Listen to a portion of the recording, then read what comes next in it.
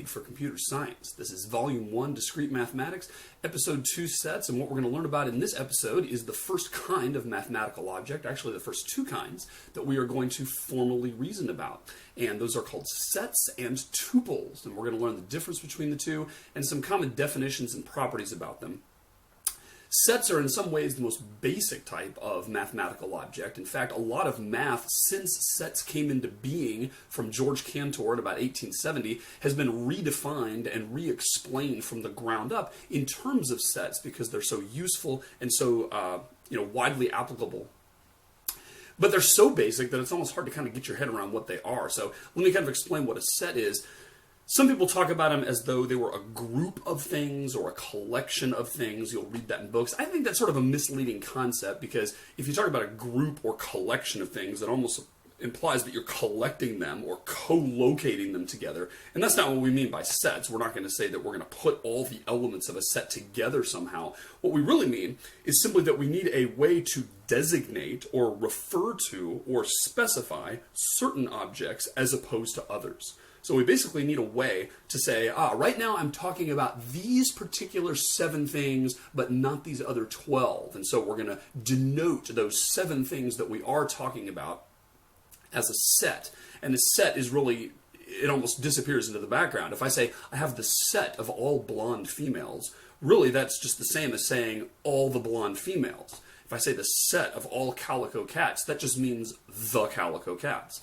If I say the set of all history majors, that just means the history majors, right? So the fact that it's a set is kind of not that important. It's really the things that we're talking about that go into what makes a set important. And you might wonder, why do we have the name set and a special mathematical object called a set if really it's nothing more than just some things as opposed to others? And of course it comes down to that formality principle that we talked about in episode 1. We need a formal way of specifying something. We're going to give it a letter, typically, a symbol to denote it. There's going to be certain known properties that sets have so that we can reason about it because we really want to deal with the form in a way that is predictable and that is explainable and that has certain well-known properties. So let me give you a few facts about sets and also about tuples. We'll learn about those on the way, and also some of the notation and terminology that's used for them. So we're going to denote a set simply by using curly braces. So I might say I've got the set A, and I'm going to use a curly brace here to say its elements are 2 and 3. Let's just say that's our first set right there, right? So that is a set. That is not to be confused with the similar looking but very different concept using parentheses or bananas. This right here is not a set because I have not used the curly braces. This is something completely different called a tuple. Or some people say tuple. I've heard both ways, so there doesn't seem to be any consensus on how to say that. There are many differences between a set and a tuple, and let's start learning about what those are. If you're used to programming and you've used data structures like an array or a linked list or something like that, a tuple is much closer to what you're thinking of than a set is. A tuple is much more like an array in a programming language than a set is. Let me tell you the first difference. One of the differences between the two is that in a set, there is no order to the elements. What I mean by that is that there is no implication that 2 is the first element of the set and 3 is the second element of the set. In fact, first element of a set isn't even a concept. That isn't even a phrase that makes sense in mathematics. What we're saying by this is simply that 2 and 3 are both members of the set, just like maybe Georgina and Pauline are both blonde females. It's not like one of them is the first blonde female and another one is the second. They're just both in the set. Everything in a set, as it turns out, is either in or out, and if it's in, it's equally in with all the others. So there is no implied order to a set. And in fact, if I went down here and I said, well, I've got a set 2, 3, turns out that that is equal to the set 3, 2. In fact, these are just two different ways of writing the same set. Now, the fact that I've written them in this order simply is because, I'm dealing with a two-dimensional medium here, and I have to write them in some order. If I tried to write them on top of each other, then you wouldn't be able to read it, right? It would just become one big squiggle. So, of course, I have to actually write them in some order, and that's why I've chosen here, to list the 2 first and the 3 second. But there's no implied meaning there. You can't take it that 2 is the first one, 3 is the second one, because it's just the same as if I listed 3 and 2. Okay, which is very different from tuples. Tuples, if I say 2 comma 3, that is definitely not the same as the tuple 3 comma 2. And you know this from, graphing these as points, right? If I had treated this as an ordered pair here, and actually an ordered pair is a type of tuple, and I spelled this out on the x and y axis, we know that 2 comma 3 is this point right here, and we know that 3 comma 2 is this point right here, because I go over 3 and up 2, whereas here I went over 2 and up 3. Those 2 points are definitely not equal, right? So there is an order to tuples, and there is not an order to sets, is basically the idea here. And you might wonder where we get this funny word tuple. Why not just say, 2 and 3 is an ordered pair? And in fact it is, and that's one of the synonyms for a tuple. But of course you could have more than 2 things. Let's say 2, 3, 7. What we call that? Well, we call that an ordered triple. And there's no limit to how many different things we could have. We could say, let's make an ordered. And pretty soon we start dropping the word ordered because it's just implied.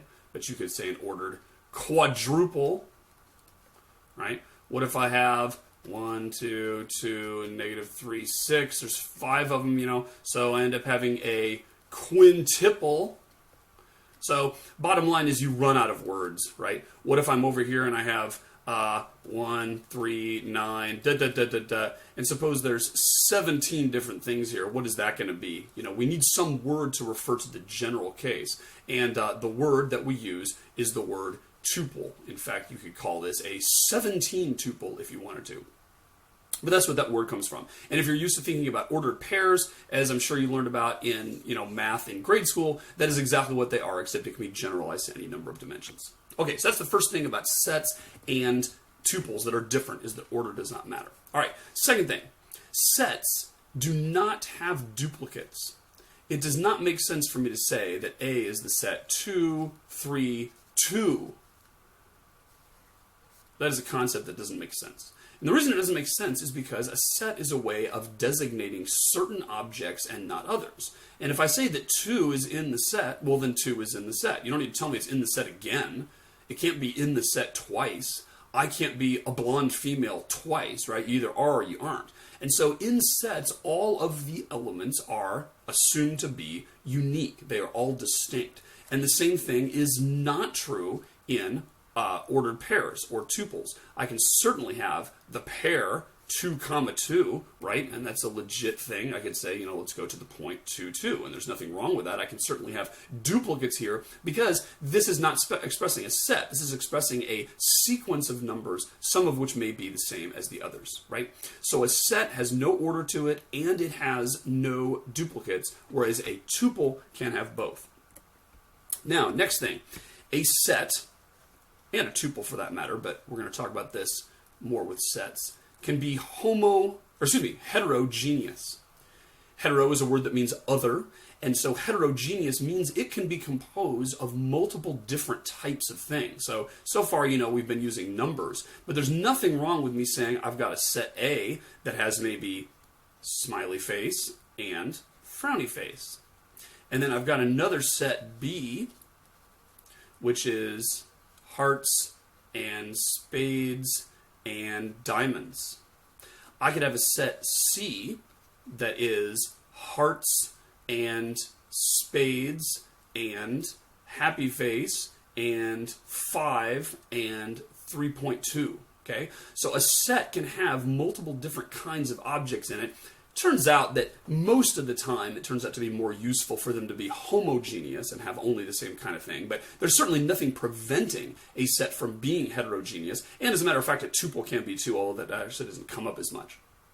So that's another thing about sets. Now, one corollary of this, which is the first thing that's going to kind of make your head hurt when we talk about it a little bit more, is let's say I have a set D that might have the elements 1, heart, and the set 2, 3, and a fish. All right? So this is a set that has 4 elements in it. That's the first one, 1. That's the second one, the heart. This here is all the third one. That's the set 2, 3. And then the fourth one is the fish. So basically, a set can have anything as a member, including another set. Now, there's sort of an interesting thing in the history of philosophy. There's a guy named Bertrand Russell you may have heard of, who was a famous philosopher at the beginning of the 20th century. And when he first looked at this set notion, he looked at the concept of sets within sets. And he came up with something that really will make your head hurt, right? So he said, if you can have sets within sets, I smell a rat here. Because what I'm going to do is I'm going to make a set, and I'm going to define the set that I'm going to create here, and I'm going to call it W for weird. That's what we'll call it, because it's a weird set. I'm going to define the set W as the set of all sets that don't have themselves as members. Ooh, deep. The set of all sets that don't contain themselves as members. There's nothing wrong with posing that as a set, right? Because, a set can have another set as an element. Therefore, we could talk about the set of all sets. We could talk about the set of all bananas. We could talk about the set of all sets and bananas. We could talk about the set of all sets that don't include themselves, and that's exactly what the set W is. And then Bertrand Russell came up with this thing, which is called Russell's paradox, and is one of the many different paradoxes that come up when you think about sets of sets. And he said, the set W, that set that is the set of all sets that don't contain themselves, is W a member of W? Is W in the set W? And it turns out, if you think it through, you'll discover that neither answer works. You cannot say that W is an element of W, because if W were an element of W, then you would be saying W contains W. But we said that W is the set of all sets that don't contain themselves. Therefore, W can't be a member of that, because we're saying W does contain W. However, the other way doesn't work either. You can't say W doesn't contain W, because then you'd say, well, W doesn't contain itself as a member. But wait a minute, then it would be in the set W, because the set W is the set of all sets that don't contain themselves as members. And so if W doesn't contain itself, it ought to be in W. Told you this to make your head hurt, right? Bottom line here is that we're not going to get into any hot water this semester with any of those weird examples. What we're going to find is that you can normally treat sets that contain other sets, and everything's just fine as long as you don't get into this weird thing where a set can contain itself recursively. That's where you end up really getting into hot water, right? So anyway, that's Russell's paradox, sort of an interesting thing. But the important thing from our perspective is to understand that in this element, in this set right here that we've got, this set D, it is not the case that 2 is in the set D. 2 is not an element of D. And that's because D contains 4 members. 1, a heart, this set over here, which has a couple of elements, and a fish. And so you may be confused by looking at this and saying, well, gosh, I see the number 2 right there inside these curly braces. But keep in mind that 2 is not one of the elements. It's inside this other thing. And so if I asked you, hey, does D contain the set that has 2 and 3 in it? The answer would be yes. But if I say, does D contain 2? The answer is no. Okay, so kind of an interesting thing there. All right. Last one, and that is the notion that sets can be either finite or infinite. Make that a little bit better. And tuples can too, for that matter. But finite and infinite are two different concepts of sets. And they simply have to do with how many elements are in the set. Every set either has finitely many members, or it has infinitely many members. So we could say the set of integers between 1 and 10, that would certainly be a finite set, because it's got exactly 10 elements in it. 1, 2, 3, 4, 5, 6, 7, 8, 9, 10. We could say the set of all Davies family children. That set is finite, thank God. There are 3 of them, Lizzie, TJ, and Johnny. We could say the set of all even numbers. That would be an infinite set, because there are, in fact, infinitely many even numbers. We could say, the set of all earthlings. That would be finite. We could say the set of all points in time, that would be infinite. So there's a lot of different sets out there, infinitely many in fact. Some of them have a finite number and some of them have an infinite number. And it's kind of a brain teaser sometimes to think of which one is which. So for instance, let me give you this one. Suppose I took the set of all poems that have ever been written.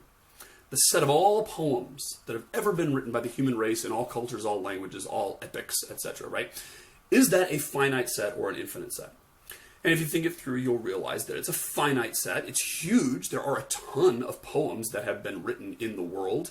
And my goodness, I certainly would never have time to read all of them. But you could, in principle, delineate all of them, right? And number them all from the first one that was written to the last one that was written a couple seconds ago. Someone just, finished a love sonnet or whatever, and we'll call that, the most recent poem that's written. But surely there are a finite number of them, right? There's a finite number of poems that have ever been written. Now, what about this? The set of all poems that ever could be written. What about the set of all possible poems? Is that finite or infinite?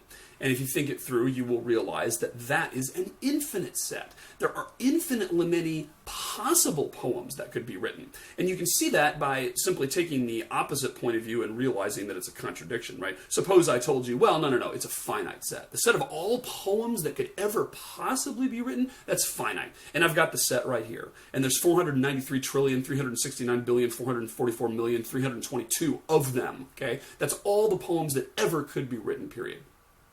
I could prove you wrong. I could simply say, well, let me just take the longest poem out of the bunch. Maybe it's some super long mega epic. It's 100 times as long as the Iliad or something like that, right? Longest poem in there. If there's some that are the same length, I'll just pick one of the longest ones. And then I'll just add a word to the end. I'll add the word verily. And I'll say, okay, great. I just created a new poem that is possible to be created, and it's not in the original set that you claim to have, Jack. And that proves that your set was incomplete. And if Jack then says, oh, I'm sorry, I missed that one with verily at the end, now if I include that and I have 496 trillion, 223 poems, now it's complete. Now this is the set of all possible poems that could ever be written. Then I'd simply take that poem I just added to it that has the word verily at the end, and I'd add another word at the end. I'd add verily again, or I'd add forsooth, or something Shakespearean sounding or whatever, right? And then again, that's not in the original set. So no matter what finite set you claims to have that actually listed every possible poem that could ever be written, I could prove you wrong by simply adding to the end of it something else and end up with a larger set, right, which is larger than the finite set you claim to have. And that is what tells us, and this is kind of an example of reasoning by contradiction that we'll get to later, that proves that you could never have a finite set of all the poems that could ever possibly be written, because you can always defeat that no matter what it is. Interestingly, and here's kind of a brain teaser here, note that every poem that could be written, every poem is finitely long. So there's no such thing as an infinite length poem. Every single poem in the set of all poems that could ever be written is itself finite. So we're not saying that there could be an endless poem, right? You kind of get bored after a while as the centuries went on when someone was reading it. But nevertheless, there are infinitely many of them. There are infinitely many poems, even though each one is a finite length. Just like we're saying, there's infinitely many even numbers, or infinitely many integers, even though each integer itself is finite, right? I can never give you an infinite integer, or an infinite even number, 5,402, that is an even number, but it's finite. Nevertheless, there are infinitely many of them. So, kind of an interesting little brain teaser there. One last thing before we go to the next segment is that there is a notion of fuzzy sets that you may have heard about. And in this class, we're going to be dealing with classical sets, and what that means is that every element is either in or not in the set. Okay, so if I say the set of all blonde females, maybe Georgina is a blonde female, so Georgina is in the set of all blonde females, and maybe Cindy is a brunette female, and so she's not in the set of blonde females, and maybe Stephen is certainly not in the set of blonde females, neither is this lamp, right? So everything in the world is either a blonde female or it's not, and that's the classical set notion. Interestingly, fuzzy set theory and the logic that goes with it, which is called fuzzy logic, is an extension of that, an extensional principle, where they say there can be degrees of membership in a set. So we might say, let's extend the concept, and we'll say Georgina is a blonde female, sure, because she's blonde. But, Becky is brunette, but she has some kind of blonde highlights in her hair. So what we're going to say is that she's 10% in that set. Maybe Georgina is 100% in the set of blonde females, and maybe Stephen is 0% in the set of blonde females. But we'll say that Becky's 10% in the set of blonde females, and maybe Judy has sort of kind of dishwater hair, and so we'll say she's 50% in, right? So there are ways of saying that there's degrees of membership in a set, and we can actually reason about that. So kind of an interesting thing in this class, though, we're always going to be dealing with classical sets in which every element is either in or it's not. And if it's in, it's in. If it's not, it's not. There's no implied order to the elements of a set because you're either in or not. We're just going to list them in some order so that we can do it. And there's no such thing as a duplicate because if you're in, you can't be in there twice.